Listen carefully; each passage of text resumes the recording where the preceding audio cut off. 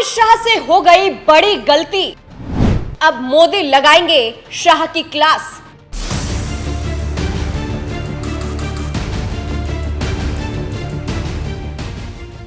ऐसे तो गृह मंत्री अमित शाह हमेशा ही एक्टिव मोड में रहते हैं, लेकिन जिस तरह से विपक्ष बीजेपी की पोल खोल रहा है उससे शाह प्रेशर में है। इसलिए कोशिश कर रहे हैं कि कैसे भी करके विधानसभा चुनाव में जीतना है, लेकिन जनता को लुभाने के चक्कर में शाह से ऐसी गलती हो गई है कि मोदी उनकी क्लास लगाने वाले हैं। चलिए आपको भी बताते हैं पूरी खबर के बारे में।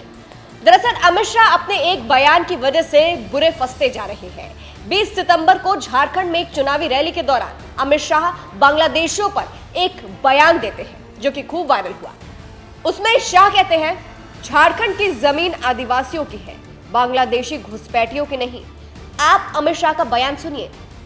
ये भूमि हमारे आदिवासियों की है या रोहिंग्या बांग्लादेशी घुसपैठियों की है? जोर से बोलो, आदिवासियों की है या नहीं है? अरे जोर से बोलो, है या नहीं है? इसको बचाना है या नहीं बचाना है? क्या हेमंत बाबू बचा सकते हैं? कांग्रेस पार्टी बचा सकती है? कौन बचा सकता है?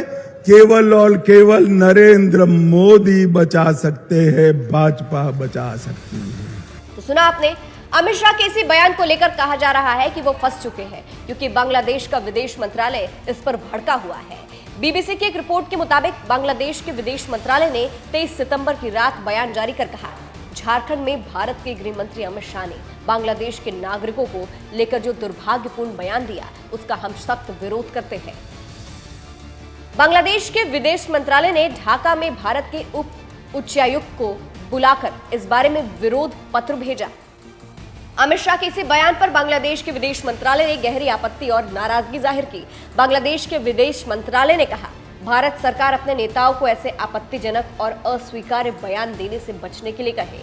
बांग्लादेश के विदेश मंत्रालय ने आगे कहा, जिम्मेदार पदों पर बैठे लोगों की ओर से पड़ोसी देशों के नागरिकों पर की गई ऐसी टिप्पणियों से आपसी सम्मान और समझ की भावना कमजोर पड़ती है। अब जिस तरह से बांग्लादेश का विदेश मंत्रालय इस पर भड़का है, उसको लेकर कहा जा रहा है कि इसके बाद मोदी अमित शाह को फटकार लगा सकते हैं, ऐसे बयान देने से बचने को कह सकते हैं, क्योंकि लोकसभा में ऐसे ही ओवर कॉन्फिडेंस के चक्कर में बीजेपी का क्या हाल हुआ था ये हर किसी ने देखा, और विधानसभा में मोदी यही गलती नहीं कर सकते। इसीलिए कहा जा रहा है इसके बाद मोदी अमित शाह को फटकार लगा सकते हैं।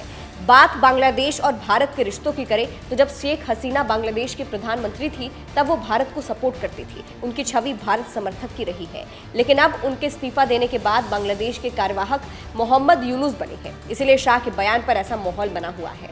फिलहाल अमित शाह के बयान पर आप क्या कहेंगे, कमेंट करके जरूर बताइएगा। अंत में आपको सुनाते हैं कि अमित शाह ने और क्या कुछ कहा था, सुनिए। लालू यादव की पार्टी, जेएमएम और राहुल बाबा की कांग्रेस पार्टी, ये तीनों का वोट बैंक है घुसपैठिए। वोट बैंक के डर से वो घुसपैठ को रोकते नहीं हैं। मगर मैं आज आपको कहकर जाता हूं, भगवान भला करे। झारखंड हाईकोर्ट का अभी अभी आदेश दिया है कि एक कमेटी बनाओ झारखंड सरकार और भारत सरकार के गृह मंत्रालय की। भाइयों बहनों, एक झारखंड सरकार बदल दो, मैं आपको वादा कर कर जाता हूं, एक एक घुसपैठिए को चुन चुन कर झारखंड के बाहर निकालने का हम काम करेंगे।